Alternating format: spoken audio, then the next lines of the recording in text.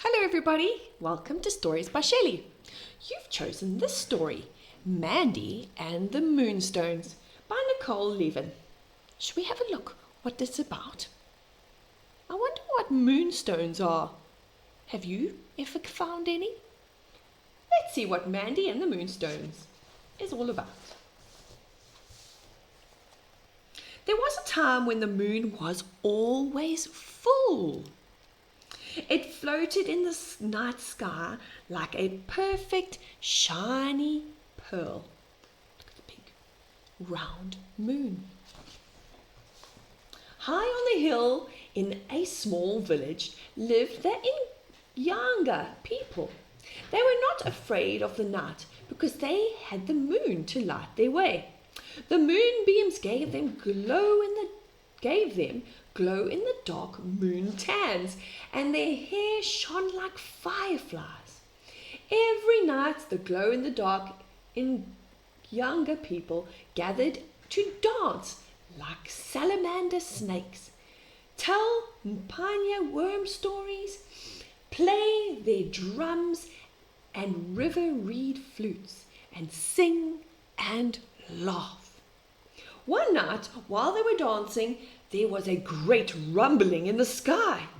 The rumbling began to grumble, and then a thundering, and finally a tumbling as the moon shattered into thousands of pieces. Oh no, the moon broke. There were pieces of moon. The pieces of moon began to fall.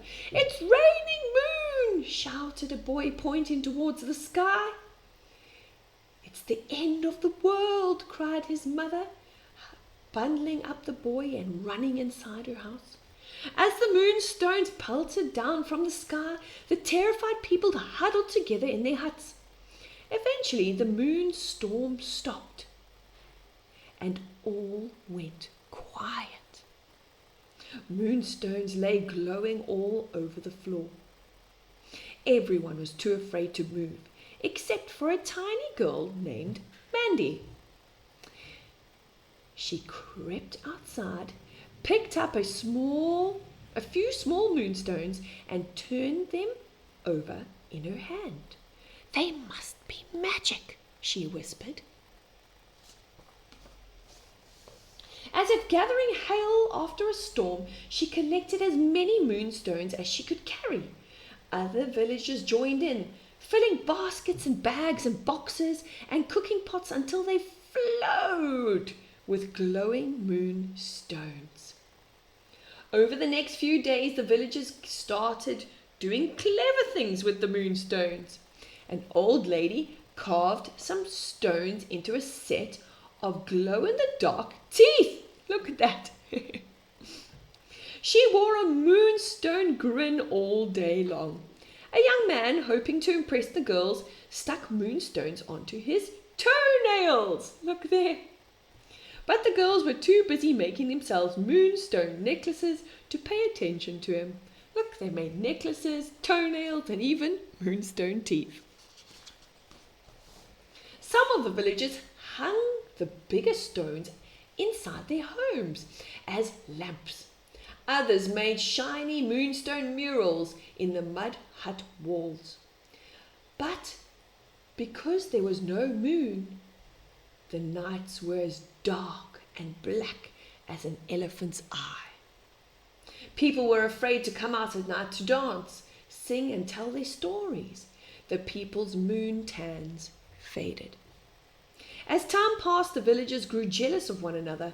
I have heard some people have covered all the outside of their walls of their houses with moonstones, said one woman. "It's not fair," said another, wagging her tail. "I only collected 3. "Why do some people have so many stones and others have none?" asked a man. Soon their complaining voices could be heard all over the village. "You took too many moonstones! Ash, give them back! They're mine!" The people argued and fought with their neighbors. The oldest man on the village called a meeting. for all the people, and he spoke. He leaned on his twisted walking cane.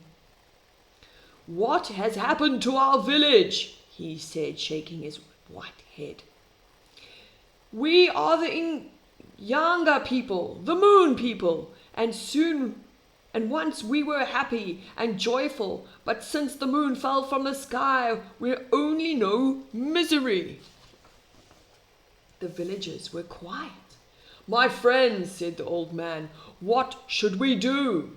Murmurs and mutters moved amongst the villagers like the winter wind. Excuse me," Mandi said in a quiet voice. "I have an idea." "What is your idea, little girl?" said the old man. Mandi took a deep breath and said, "I think we should collect the moonstones, piece them together, and put the moon back in the sky."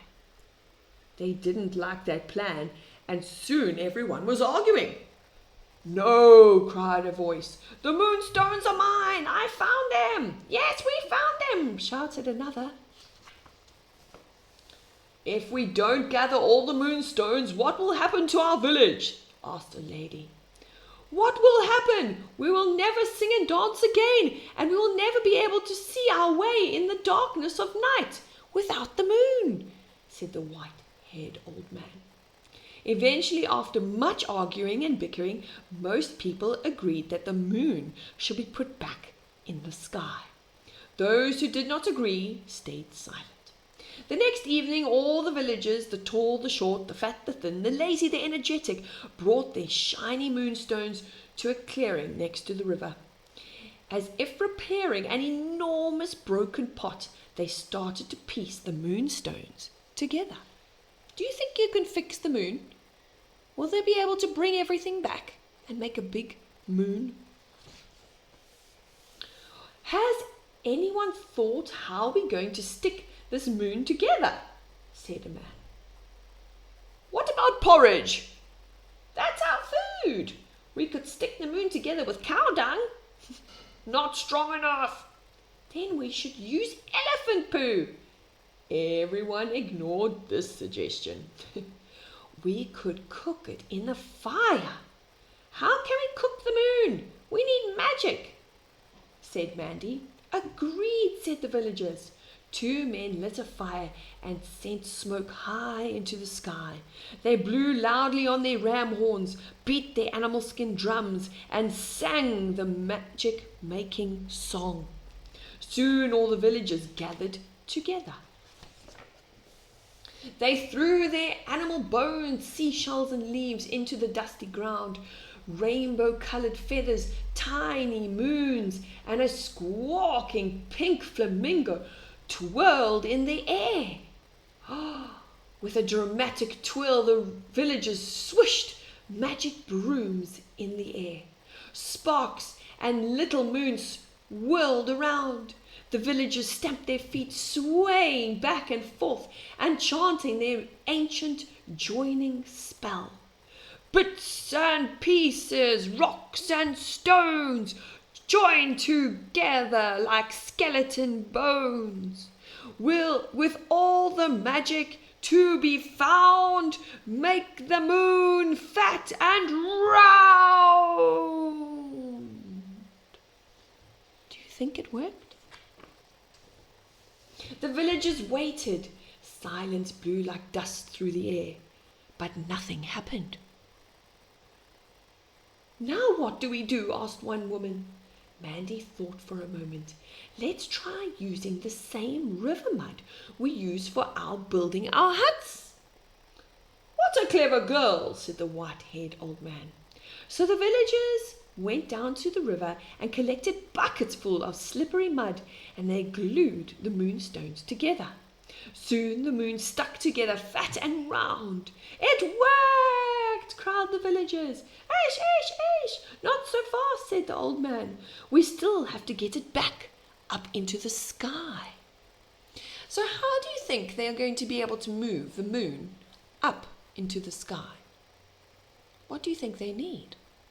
Are they going to use a very big crane? Or they have to balance on each other's shoulders and try and push it up to the sky? How do you think you'd get the moon back up into the sky? But how? With your hands, lazy man, replied a wife. The moon must fly like a white eagle. Together we must try and find a way. Everyone must find something we can use to put the moon back in the sky, said Mandi. For the villagers thought for a while, and the white-haired man spoke. The child is right. This is what we must do. We need things we can tie onto the moon so that we can sail in the sky like a white eagle.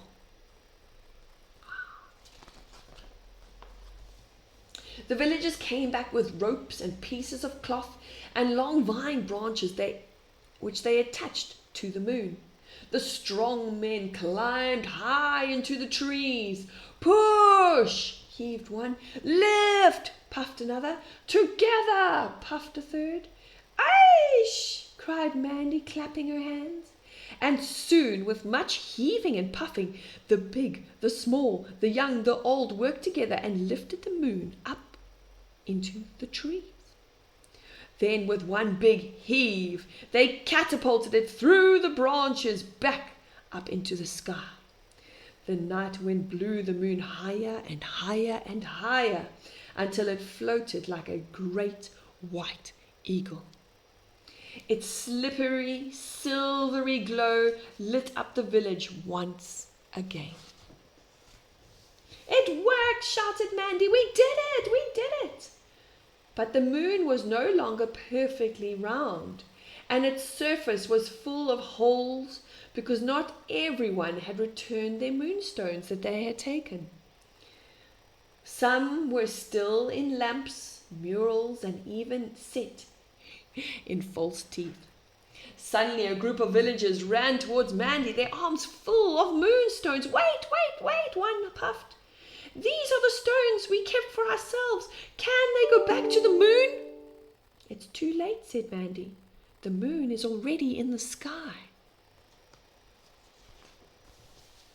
Oh no, cried the villagers. She looked upwards. Give them to me. She bundled up all the moonstones, climbed high into the tree, and threw them into the air, where they hung as sparkling stars.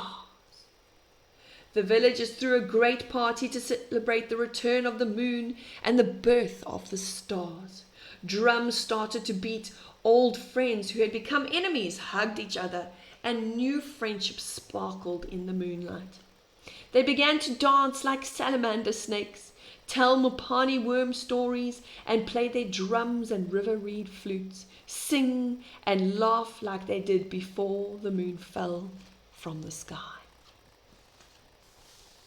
And there the moon remains to this day. Sometimes the rain washes away the mud that holds it together, and only a thin silver of the moon remains in the sky. Then younger people hold another great party. They bang their drums and they blow on their river reed flutes. They dance and they sing. Then the pieces of the moon slowly gather themselves together again. And so every month the moon grows and shrinks. And every month then younger people remember how the moon fell out the sky and how they made it fly again. And that is how Mandi was able to help the Moonstones and get them back up into the sky. Did you enjoy that story about how the moon came about? I did. We'll see you again next time. Bye-bye.